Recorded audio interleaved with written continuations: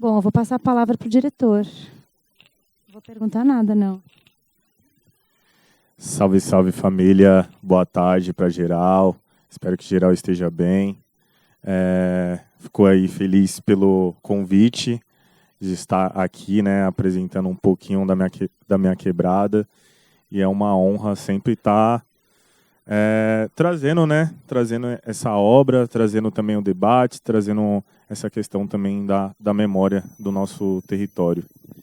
E é isso, família. Se vocês tiverem questões aí, a gente vai trocando uma ideia. Eu acho que a ideia é ser mais uma conversa, né? Falar o que vocês sentiram, impressões, e a gente vai trocando aí. Felipe, conta pra gente, de onde que veio essa vontade de fazer esse filme? Como que esse filme nasceu?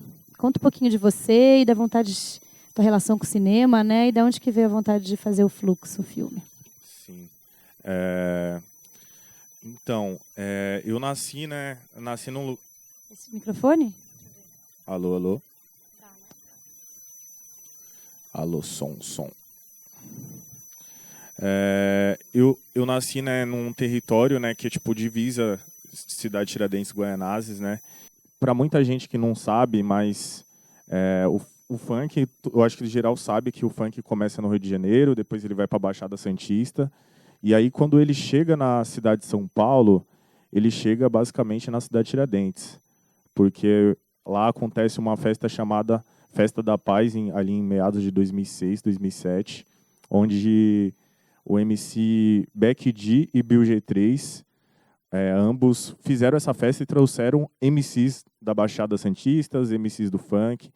Então, hoje, se o funk está eu acredito que também nesse patamar de chegar a diversas pessoas, eu acho que tem essa grande contribuição da cidade de Tiradentes. E porque vamos dizer que São Paulo, eu vejo assim como São Paulo um espaço como um mercado assim para que aparecesse diversas produtoras de funk e também a produção audiovisual, porque a gente não pode falar sobre o funk sem pensar na produção audiovisual. Então, por exemplo, o Condzilla, propriamente, ele vai gravar o primeiro clipe de funk dele, ele vai gravar na Rua da Sorte, na cidade de Tiradentes. Ele sai da Baixada Santista com o MC Boy do Charmes e vai até a Rua da Sorte para gravar o clipe lá. E ali, pra gente que éramos do território, pra gente foi uma coisa assim meio que chocante, né? Porque tudo que a gente via, muitas das vezes aparecendo câmera lá dentro do território, era muito interligado a esse imaginário que é de notícias ruins, né? Aconteceu alguma parada, enfim, aconteceu alguma morte, sempre vinha muito nesse imaginário. E aí, quando a gente viu ali os caras gravando propriamente os clipes e de uma maneira profissional, e muitas das vezes anteriormente já tinham pessoas que já estavam gravando com celular, já era uma parada que que deixava nossos questionamentos ali. Por que aquilo estava acontecendo? Como foi que o cara chegou lá e conseguiu ter essa câmera? Porque para nós, tipo, dentro da quebrada, já é uma parada, ainda hoje, é uma parada muito estranha você, do nada, se andar com uma câmera dentro do bairro. Porque eu vejo que a câmera é como se fosse uma arma, né? Se você não saber onde você vai gravar, pode acontecer algumas coisas que a gente já sabe o que pode acontecer, né? E eu acho que isso que me marcou, de ver de perto essas pessoas gravando os clipes e ao mesmo tempo se fomentando esse mercado, vendo vários amigos meus gravando músicas e abrindo essa possibilidade de vencer através do funk, né? Criar uma estabilidade financeira, tá ligado? Porque é isso, mano. Você é de periferia, infelizmente a gente sabe que as condições sociais não são das melhores. E você conseguir vencer através da arte e todo mundo ver essa possibilidade, era uma parada muito magnífica. Então, acho que foi um ponto assim que mexeu muito comigo e tem vários outros pontos, como eu lembro de muito essa parada do território, ficar citando e falando sobre essas memórias que eram memórias que muitas das vezes eram apagadas, mas eu via muitos MCs cantando sobre o próprio bairro. E muitas das vezes ali já no cenário 2008, 2009, que ainda não tinha essa produção audiovisual, eles pegavam imagens do Google e utilizavam essas imagens para representar as músicas.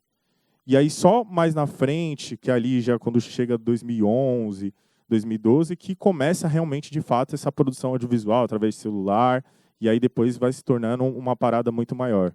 Então, acho que isso foi uma parada que mexeu muito comigo, porque a gente sempre ouviu na televisão que o nosso lugar, que o nosso espaço, que o nosso território era sempre o dos piores lugares. É a menor expectativa de vida da cidade de São Paulo. Sempre aparecia no Datena, não sei o quê, Cidade Alerta. E aí a gente também, ao mesmo tempo, começou a ver pessoas do próprio bairro valorizando cada vez mais esse espaço. E foi valorizando através do funk. Foi valorizando também através da produção audiovisual.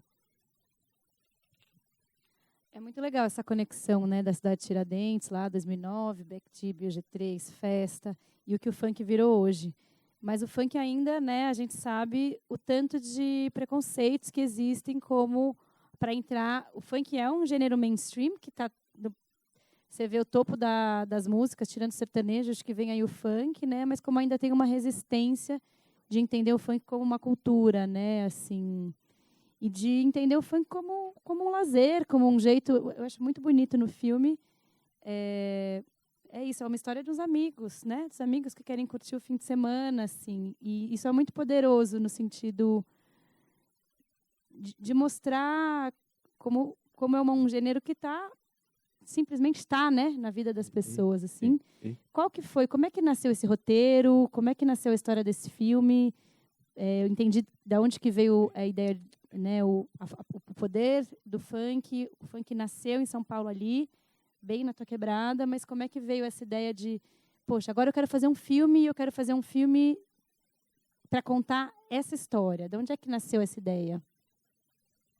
Então, eu sou uma pessoa que frequento ainda muitos bailes, né, quando eu tenho possibilidade. Hoje eu já estou ficando um pouquinho velhinho pro baile, né? Quando eu chego, eu tenho 28 anos, mas se a gente chega lá no baile, a gente vai ver um pessoal muito adolescente, 14, 15 anos, 16. Então, aí a gente olhando, né, particularmente isso, a gente já se sente um pouco velho, né? Olhando assim um pouco da trajetória de sair para os rolês e tal. E eu sempre senti que eu peguei meio que essa fase, né, dessa transição do funk. Eu falo que eu não sou da primeira geração, porque quando aconteceu a Festa da Paz eu não estava lá, porque eu ainda era muito criança. Mas eu posso falar que eu sou ali da segunda geração do funk de São Paulo mesmo, capital.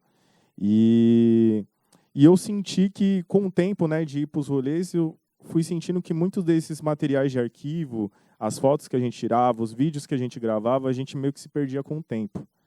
E eu acho que foi uma parada de estar no baile mesmo e ficar pensando, caramba, mano, toda vez a gente registra, grava uns stories, aparece, daqui um ano o Instagram aparece lá falando, essa daqui é as memórias do ano passado. E aí, para nós, o baile sempre foi um momento de celebração. Porque a gente chega na semana, a gente trabalha, a gente faz a nossa correria do dia a dia. E o fim de semana, a gente encontra com os amigos e vai para o baile, porque é um dos poucos espaços que a gente tem dentro da periferia para poder encontrar com nossos amigos e poder se expressar.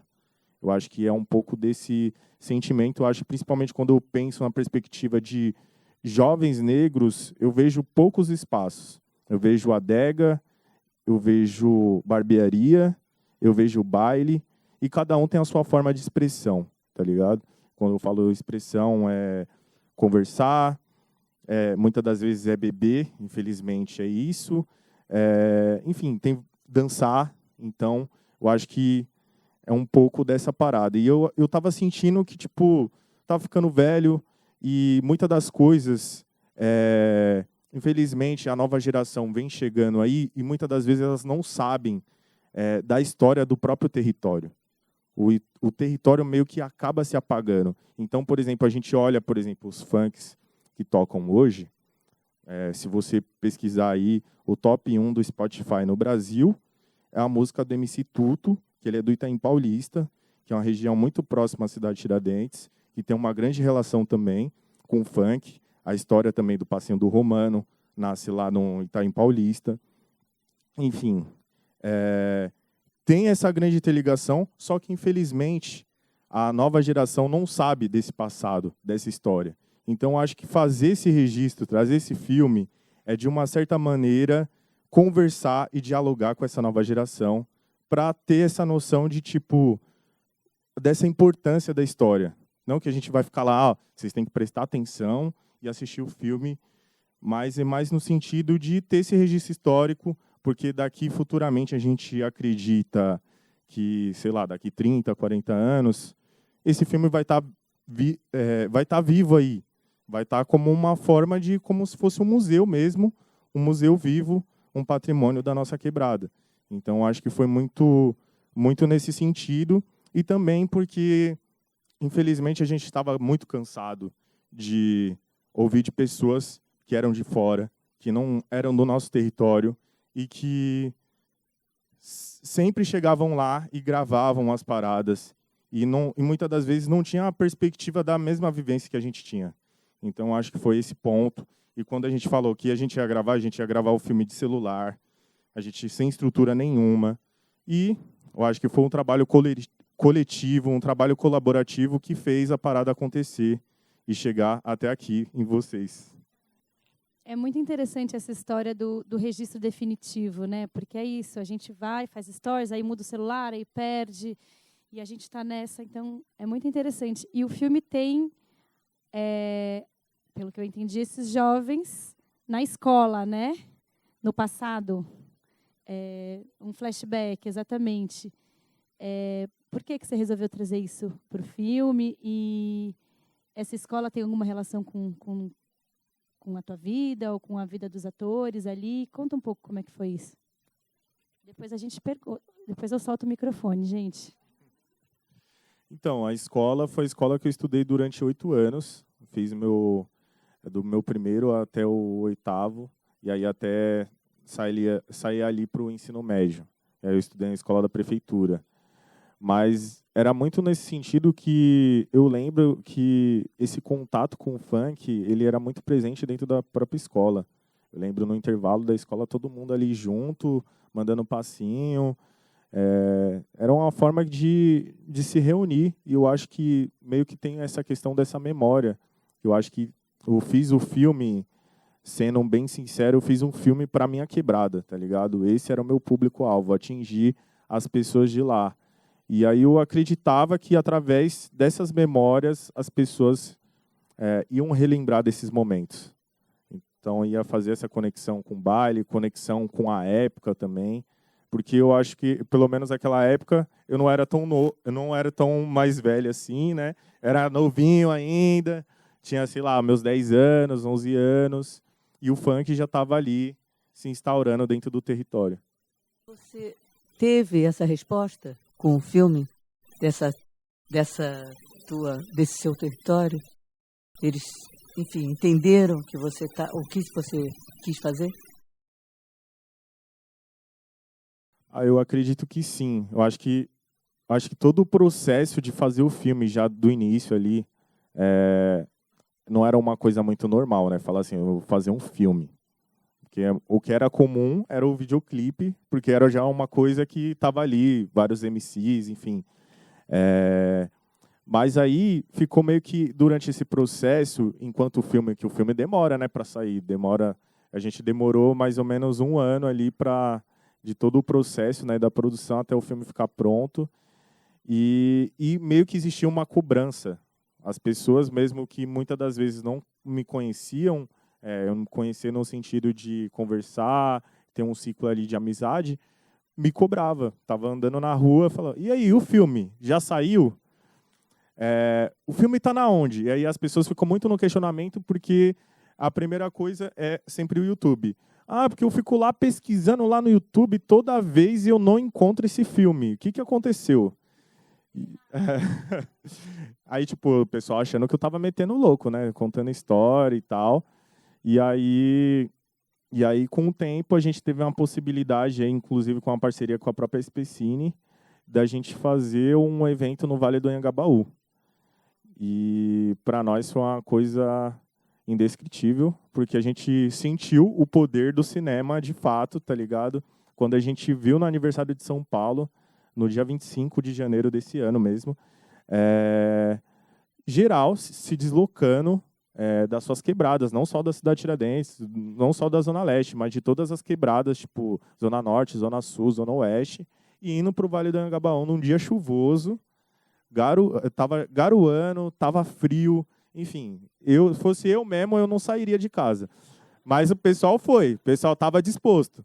E aí chegou lá, e aí eu fiquei muito sem reação, porque ali, sei lá, eu tenho uma estimativa que eu acho que tinha, o Pardi tá aí, ele não deixa eu mentir, mas eu acho que tinha umas 1.000 pessoas lá, umas 1.000 pessoas, tá ligado, para assistir o curta, tá ligado? E muita gente, muitos amigos meus que, tipo, não saem da quebrada mesmo, porque Cidade Tiradentes é muito distante do centro da cidade, é cerca de 33 quilômetros, mais ou menos. Então, o transporte para chegar lá é, tipo, 2 horas, 3 horas até o centro. E foram lá para prestigiar o trabalho. Então, acho que a gente sentiu essa parada. A gente teve outros momentos que a gente tentou, até um pouco meio história triste aqui, mas a gente tentou fazer o evento no aniversário da cidade de Tiradentes.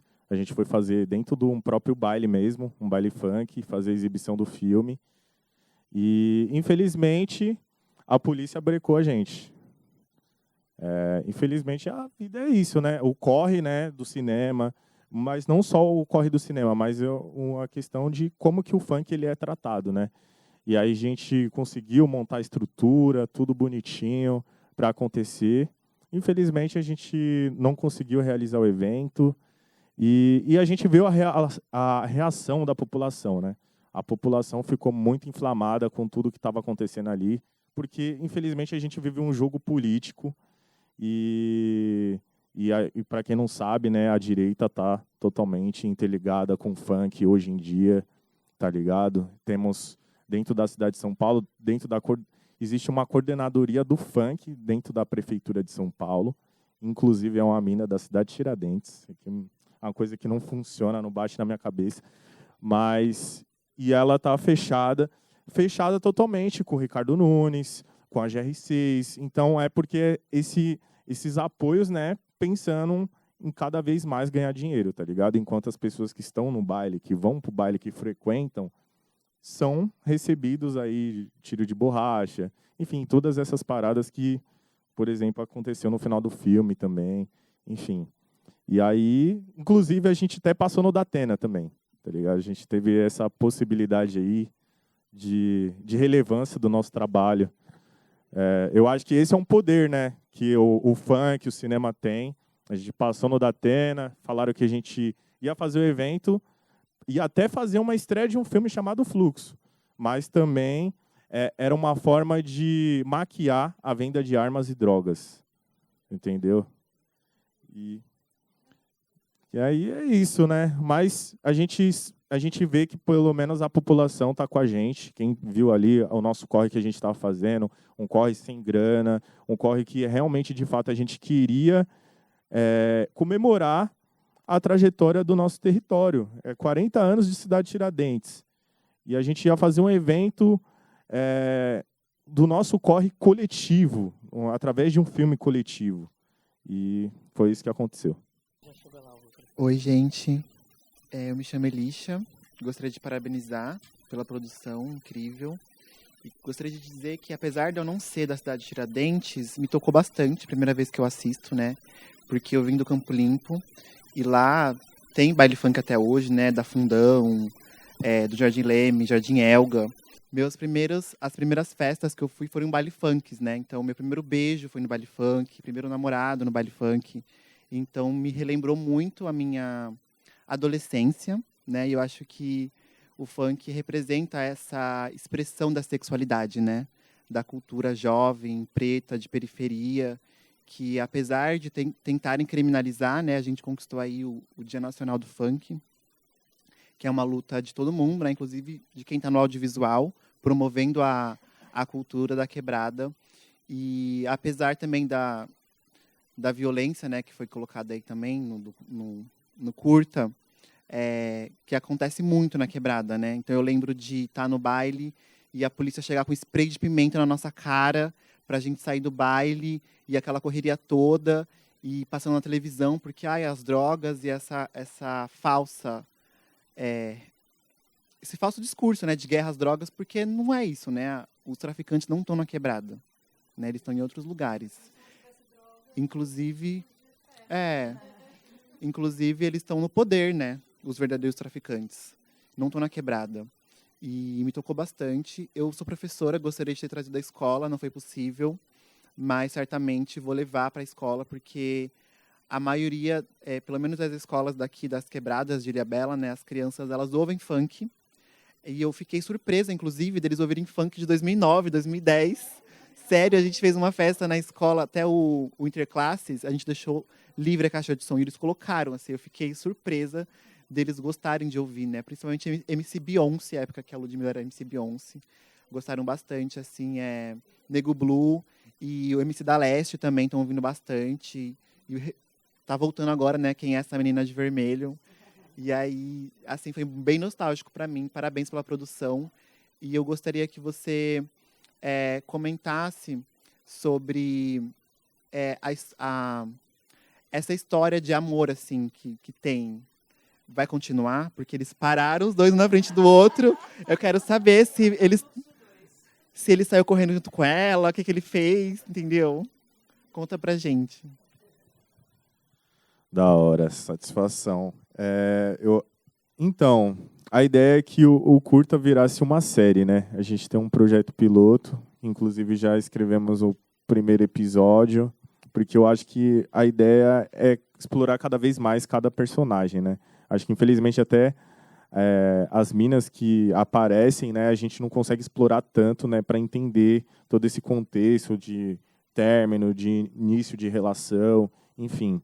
Então, a nossa vontade é isso, mas no momento está parado, porque a gente está com outros projetos, fazendo outros curtas. Inclusive, agora, daqui 2 semanas, vou gravar meu próximo curta. E é isso, né, que eu tenho para falar. Espero que tenha respondido. Boa tarde.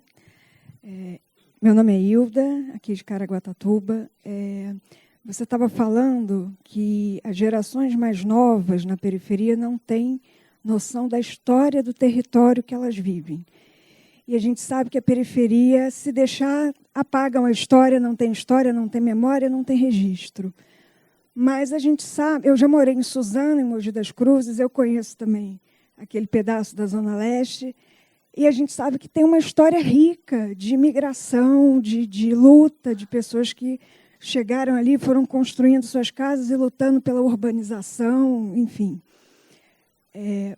Eu já quero saber dos próximos. Tem algum projeto de conversar, de filmar essas gerações mais antigas, esse pessoal pioneiro do seu bairro mesmo, de Guaianazes ali, para deixar esse registro para as próximas gerações de como era o bairro, como começou? É uma boa questão. Então, no momento atual, eu não estou com nenhum projeto pensando nisso.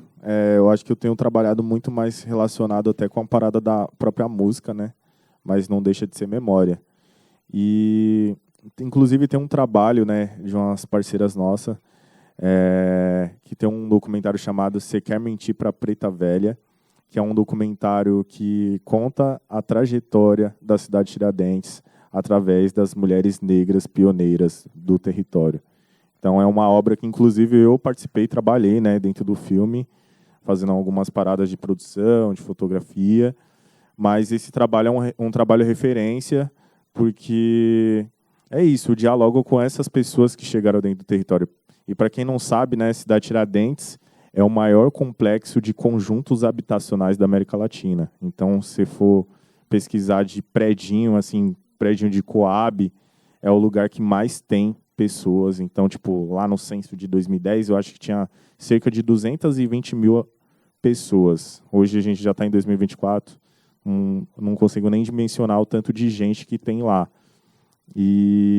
Mas, antes de tudo, né, meio que marca essa fundação do território, marca com essa construção dessas coabs. Mas antes de existir essa construção dessas coabs, muita gente, né, chegou lá e começou a montar esses próprios prédios mesmo. Então, essa é a história dessas mulheres que fizeram essa parada acontecer. Gilda brasileiro. Sou carioca, né? Da terra do funk. E, assim, você veja o que é a manipulação da informação. Por que eu acho que é importante esse tipo de doc? Né? Porque eu estou fora do Rio, já tem um tempo. Então, o que chega para mim? A Anitta está no mundo inteiro com o funk. A Anitta foi feita uma boneca de cera representando o funk. Quando gente assim que canta música clássica não conseguiu, entendeu?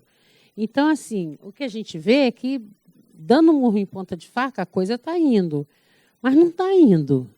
Porque se a polícia ainda proíbe que se passe nos lugares, nos territórios, filmes desse tipo, então tem alguma coisa errada. Então é só para inglês ver, né? E isso me chocou. Por quê? Porque eu pensei que a coisa tivesse de outro jeito. Não, isso foi há muitos anos atrás. Hoje em dia já entenderam, já deixaram as pessoas... porque é cultura. Né? Eu não posso querer gostar das mesmas músicas que você. Entendeu? Se bem que, olha, as previsões são bem nefastas, você está sabendo, né? Depois de anteontem, as previsões, né? Porque a direita está metendo o pé na porta. Então, assim, super parabéns, adorei. Foi muito... o seu depoimento foi muito informativo para mim, que estou fora, porque parece que não, mas eu moro em Caraguá, e Caraguá, para mim, é como se fosse outro mundo, sabe? Eu estou longe de tudo. Até pela idade, né? Que eu também tenho 28 anos. Então, assim, eu já não vou mais como eu ia às festas e tal. Então, eu queria te parabenizar e dizer que, assim, eu não sabia que estava desse jeito. Entendeu? Eu pensei que a gente cada vez mais estivesse galgando espaços, né? Mas, enfim, a gente consegue. Felipe, eu queria te perguntar duas coisas, uma mais técnica, uma mais sobre o conteúdo do filme. Você já respondeu em parte, né, sobre como você filmou. Você falou que filmou com celular, mas eu queria saber mais na parte prática mesmo do filme, que tipo de equipamentos você usou, porque eu queria saber como que se faz um filme com R$1.000, né? Eu acho bem impressionante. Tá, mas eu queria saber como você organizou isso, que tipo de equipamento você usou, como é que foi a parte mais prática da produção do filme. E a outra coisa que eu queria perguntar era justamente sobre essa parte final do filme, né, que você traz esse episódio dos 9 que foram assassinados. Isso já era, desde o início, você pretendia falar disso, ou isso apareceu depois? Até isso que a Gilda estava falando, né, que ficou chocada com essa informação de que a polícia não deixou vocês exibirem o filme. Tem um porquê disso, né? Vocês estão denunciando uma violência policial no filme, né? O filme fala do funk, fala da cultura, fala da amizade, mas também traz uma denúncia, né? E você falou bastante da questão do apagamento da memória, e vários episódios como esse são esquecidos, né? Acontece uma tragédia, é noticiado e depois a gente não sabe o que aconteceu, né? Foi feita a justiça, né? Os responsáveis foram punidos. Muitos episódios como esse acabam caindo no esquecimento, né? Então eu queria saber como foi esse processo de incluir essa história dentro do seu filme.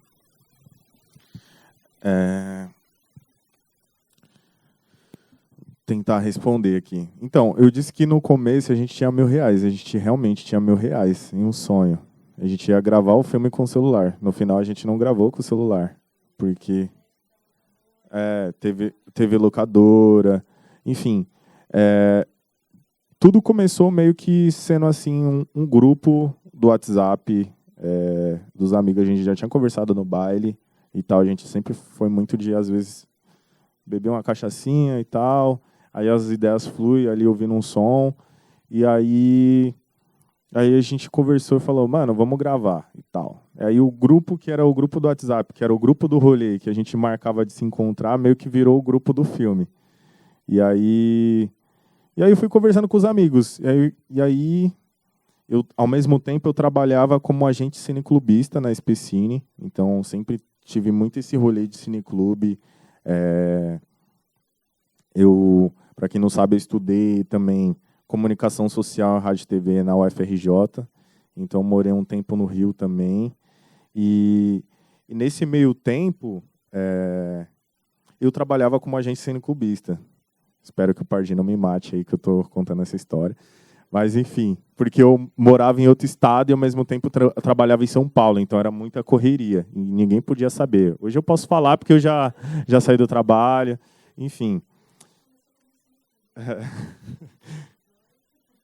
E aí, eu acho que foi um pouco disso. E aí, ao mesmo tempo, eu fui tendo contato com diversos cineastas.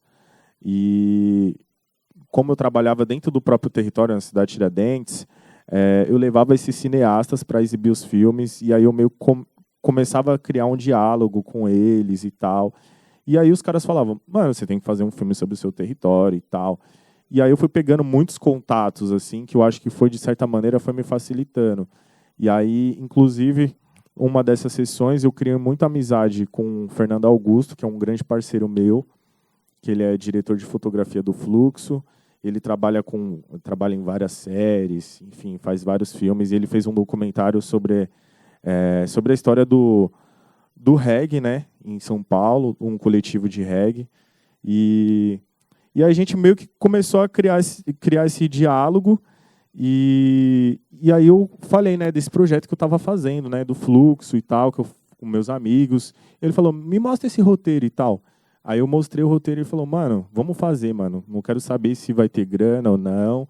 Vamos fazer acontecer. E aí ao mesmo tempo, foi acontecendo várias paradas. Foi aparecendo várias pessoas que aí a gente começou a montar a rede social do projeto. Então, todo meio que isso... antes de filmar ali. Já no processo... A gente estava no processo inicial de filmar, a gente criou a rede social e as pessoas começaram a ficar curiosas. Aí as pessoas chegavam e falavam, mano, tá precisando de tal pessoa para fazer tal coisa. E foi meio que esse trabalho coletivo. O Fernando Augusto, inclusive, foi uma pessoa que tinha muito contato com locadoras, porque ele sempre trabalhou com essa questão da fotografia. E aí a gente conseguiu um apoio de uma locadora, que a gente, inclusive, conseguimos gravar com uma câmera Alexia, que é uma câmera que tipo, é a top do mercado.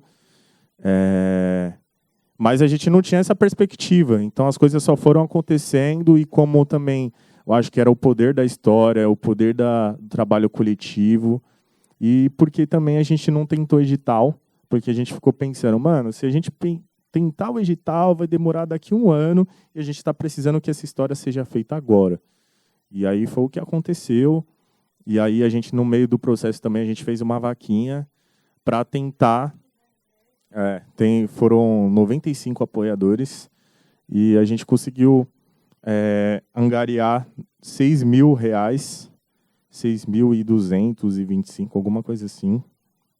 E esse dinheiro a gente utilizou para fazer a pós-produção, que não é muita grana. Todo mundo sabe o quanto que é um valor para fazer uma colorização, para fazer a montagem do filme, fazer um trabalho de mixagem e som, que é um trabalho super importante, principalmente para o Fluxo, que é um filme musical. Então a gente tinha que... Então a gente foi fazendo essa conexão com esses contatos que a gente tinha. Então eu sou cria de oficinas audiovisuais, para quem não sabe. Então eu comecei fazendo oficinas da Quinoforo, que era uma oficina de periferia, e aí...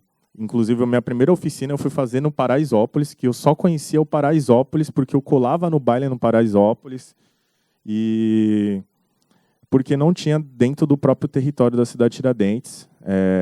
São oficinas que, infelizmente, eram muito pontuais e quando tinha tido a primeira oficina foi em 2002 e ali, na época, era em 2018, então não estava tendo outras oficinas no momento. Então, a gente tentou fazer essa oficina no Paraisópolis. De cara até não me aceitaram, porque falaram, vixe, cidade de Tiradentes, duvido que vai vir aqui para aula, né? Porque muito rolê. E aí sobrou as vagas, a gente foi lá, fez o curso, então abriu essas possibilidades. Mas isso foi... Por que eu estou falando isso? Porque foi esses processos, né, através das oficinas, que eu fui conectando também com pessoas que me ajudaram também no processo de fazer o fluxo. Eu fui fazer outra oficina, Nós na Fita também, que inclusive o professor que eu tive de som foi o que fez a mixagem do fluxo. Então foi através desses contatos de pessoas que estavam ali próximas que me ajudaram ali a realizar a obra. Então, acho que um outro ponto, que é uma coisa que mexe muito comigo, como que as festas aparecem, tipo, não só fluxos, mas tipo, qualquer tipo de festa aparece no cinema brasileiro. Eu acho uma parada muito artificial, muitas das vezes. E aí a gente estava pensando como que a gente ia gravar o baile sem parecer muito artificial. E a gente, desde o começo do roteiro, estava com essa ideia que, no final, a polícia ia invadir o baile. Porque eu acho que era um ponto que era para chocar mesmo as pessoas, porque, infelizmente, é a vida real. A gente tinha que expressar isso. E aí, durante o processo ali de gravar o filme, eu já estava pensando, vai ser muito difícil fazer essa situação da polícia invadindo, a não ser que aconteça mesmo e a gente grave isso. E vai ser muito difícil. E no final, a gente meio que começou a pensar, né, sobre o que aconteceu no Paraisópolis, porque é uma coisa que é muito pontual, não aconteceu só no Paraisópolis, aconteceu em vários bailes, direto. Recentemente aconteceu, inclusive, Baile do Vermelhão, que eu acho que, se não me engano, fica ali na região de Guarulhos. Aconteceu a mesma parada. Só que até hoje ninguém está sabendo do que aconteceu, dessas mortes, que foram mortes de pessoas que foram asfixiadas, né, pelo gás. Né? Então, e aí eu acho que esse era o ponto, trazer essa parada, mas também eu conversei com uma das mães, né, que puxa o bonde desse coletivo por essa luta, né, pela justiça, para ter essa autorização para poder trazer isso, né, dentro da obra. Então foi uma parada que foi pensada um pouco antes, mas que só foi concluída através da montagem mesmo, através também da autorização. Acho que é isso. Eu sou o Gustavo, eu tenho muita pergunta, eu vou tentar resumir um pouco, porque já estamos acabando, né? Eu sou da periferia de Caraguatatuba, aqui perto mesmo, e eu sempre tive muito contato com essa questão da violência policial em cima da nossa cultura, né? Esse ano mesmo a gente teve um incidente desse na Batalha do Morro, que é uma batalha de rima feita assim, por adolescentes, muita gente machucada. E eu achei muito interessante, né, que veio a palavra várias vezes aqui, a questão do apagamento, porque realmente é um apagamento no sentido de que tinha um baile no meu bairro e ele foi parado, mas o baile que é lá na Pedra da Freira, na Martim de Sá, ainda acontece, né? E que já é mais frequentado por pessoal que é lá das partes mais ricas de Caraguatatuba. E isso é um cenário bem global, bem nacional, né? No sentido de que, embora aconteça essas barragens, eles ainda consomem o funk, né? Só que eles ainda consomem o funk, mas não vindo da gente. Eles consomem o funk quando ele é misturado com sertanejo, quando ele é misturado com MPB, quando ele é misturado com pop. E isso tem, né, a questão aí de grandes gravadoras, que inclusive ultimamente estão mexendo aí com política também, né? Se juntando a parte de direita, que são feitas por ter uma gravadora muito caro, né? Então é claro que essas pessoas que são donas disso são pessoas de classe média alta. E eles têm esses acessos, as coisas, e eles controlam tudo, né? Estão usando, não é à toa que tem tanto MC se juntando com a cara de direita. Mas na questão do cinema, assim, eu acho que quando você traz essa coisa de a gente produzindo pra gente, a gente criando esse material sobre a nossa cultura, a gente tem essa questão da gente consegue passar o que a gente quer, o que é a nossa visão, o que é a nossa realidade de verdade. E eu queria saber, na sua perspectiva, assim, o quanto isso você vê nesse ponto de transformar isso em que a gente cria a nossa própria, no sentido de a gente criar a nossa própria mídia mainstream, né? Não que as pessoas de classe alta controlem o que é o nosso mainstream, né? Porque embora o funk tá mainstream, o funk que tá mainstream é quem tá do lado deles, que eles podem controlar, né? E como é para você, assim, no caso que você trabalha na sua produtora, essas coisas, quanto você vê isso crescendo, assim, tipo, até onde você quer chegar, ou então você acha que teria que ser uma coisa mais local para que esteja sempre mais contato direto com a realidade, assim, como que você entende essa, na sua perspectiva? Caralho, pergunta difícil, hein, mano? Então, mano, não sei se eu vou conseguir te responder, mas bora lá. Mano, eu acho que, assim, eu só consegui fazer esse curta porque outras pessoas vieram antes de mim, que fizeram outras obras audiovisuais de periferia e que eu realmente, de fato, me identifiquei, tá ligado? É um processo meio de formiguinha, tá ligado? Mas eu acho que essa que é a diferenciação, né? Que eu acho que a gente tem dentro de nós mesmo, tá ligado? Ter esse poder de contar a nossa própria história, tá ligado? Que eu acho que isso daí ninguém vai apagar. Mesmo que as outras pessoas tenham muito mais estrutura para fazer as paradas, eu acho que é muito sobre o que realmente, de fato, a gente vai contar. Então, eu acredito que tem muitas pessoas tacando marcha agora, fazendo vários outros projetos, fazendo projetos do que acreditam, e eu acho que esse é o caminho. E eu vejo isso, por exemplo, sei lá, eu vejo isso também muito com o funk mesmo, tá ligado? Porque, querendo ou não, tem muitos funks que são estourados que vêm muito nessa pegada de ser meio contra a hegemonia da música, né? Então, acho que é muito nesse sentimento e eu acredito que a arte é muito também nesse sentido. Não só a música, mas eu acho que todas as artes no geral, que a periferia se propõe a fazer, tá ligado? Então, acho que é isso. Não sei se eu te respondi. Eu tenho uma pergunta. Boa tarde. Eu sou o Charlie, eu moro também numa comunidade. Eu tenho uma relação muito forte. Eu não peguei o filme inteiro, mas o pouco que eu vi, as músicas, eu tenho uma relação muito forte. Eu fui DJ de funk numa juventude minha, era beatmaker, eu fazia os pontinhos também. Tocava com uma galera ainda numa época que o funk, a gente escutava muito Menor do Chapa, MC Careca, Barriga. E era um momento que o funk foi pegando um outro fluxo. Que os caras começaram a querer falar de carro do ano, umas coisas assim. Eu peguei essa transição, eu me afastei um pouco e não tinha muito a ver com a minha realidade, né? E eu sempre fui da cultura hip hop e capoeira desde muito novo. Sou b-boy, né? Sempre pratiquei o break. Essa relação do funk, dessa cultura periférica é muito forte. E a gente sabe muito bem essa visão de fora, né? A polícia entra na comunidade só para oprimir, a visão que as pessoas sempre têm de fora como uma coisa ruim, mas a gente que é artista de uma comunidade, a gente, além dessas barreiras que a gente vence de fora, muitas vezes a gente tem que vencer as barreiras de dentro.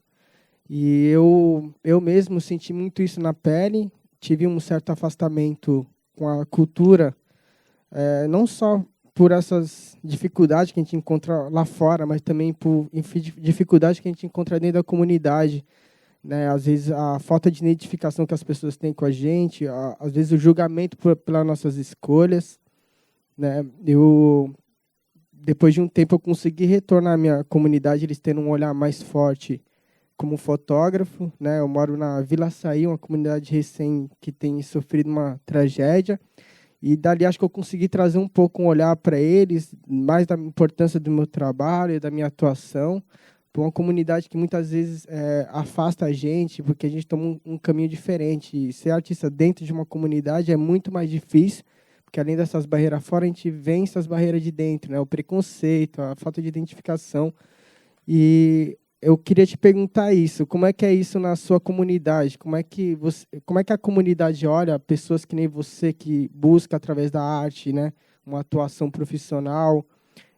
A gente sabe muito que tem esses MC que estouram fora as pessoas, mas como é que você enxerga a pessoa que quer ser um MC dentro? Como que a comunidade enxerga ela? Como se sente que a sua comunidade já tem um valor a mais ou não? Ainda tem barreiras lá dentro? Eu queria que você contasse um pouco do seu olhar dentro, como é que é a sua comunidade nesse lance artístico e o reconhecimento dos artistas ali dentro. Se eles ajudam isso a crescer, se existe barreiras, se não tem identificação, né? Prefere que o cara seja, sei lá, um cozinheiro, um pedreiro, né? E você não passa com isso, você não está trabalhando, você não está fazendo nada. Então, eu queria que você contasse um pouco desse lado, né? Que eu vi que a gente contou muito do lado, do lado de dentro, interno, comunitário mesmo. Mano, eu acredito que é muito complexo isso, tá ligado? Enquanto um moleque não estourar no funk mesmo, ele realmente não vai ser valorizado. Porque eu acho que é tipo assim, você balança uma árvore na cidade de Tiradentes, cai 10 MCs, tá ligado? Que tipo, mano, pensa, você vê um monte de MC estourando música lá, tipo assim, esse ano ficou, acho que uns 3, 4 meses, né, se eu tiver enganado, o T-Box, que tem participação do MC CBzinho. CBzinho é da cidade de Tiradentes, é um dos caras que, tipo, muito referência, tá ligado, no que faz. Mas tinha uma época, inclusive a época que você citou, do Menor do Chapa, inclusive a Festa da Paz, os caras trouxeram o Menor do Chapa, MC Careca, enfim, entre outros. E foi a época também que foi a partir daí que surgiu o funk ostentação. Então aí surge o MC Dedê, surge vários outros MCs aí que estouraram através, né, desse cenário musical. E então, tipo assim, é muito difícil ser levado a sério, né? Mesmo apesar de todos os fomentos que existem, todas as articulações no território. Então, tipo assim, a cidade de Tiradentes é grande e tem casas de cultura lá, tem espaços culturais, tem muitos artistas, muitos projetos que eu falo assim, projetos que eu falo de teatro, além da música, né? Então tem teatro, enfim, tem entre outras paradas. Mas eu acho que dentro dessa questão que eu falo das pessoas realmente, de fato, levar a sério, é só quando realmente está ganhando muita grana. E aí eu acho que é o que meio que o jogo muda. Porque valorização mesmo, cultural, eu acho que é muito mais fácil valorizar o que vem de fora. Então, por exemplo, se vai passar um filme X, que vai ter tal ator lá para conversar, vai tal diretor, talvez aí tenha essa possibilidade do pessoal lá dar mais uma atenção. Eu acho que é isso, mano. De arte, e é um trabalho, como eu falei anteriormente, é um trabalho de formiga e tem que ralar mesmo para ser levado a sério mesmo. Sim, total. Essa é a luta do jovem artista periférico.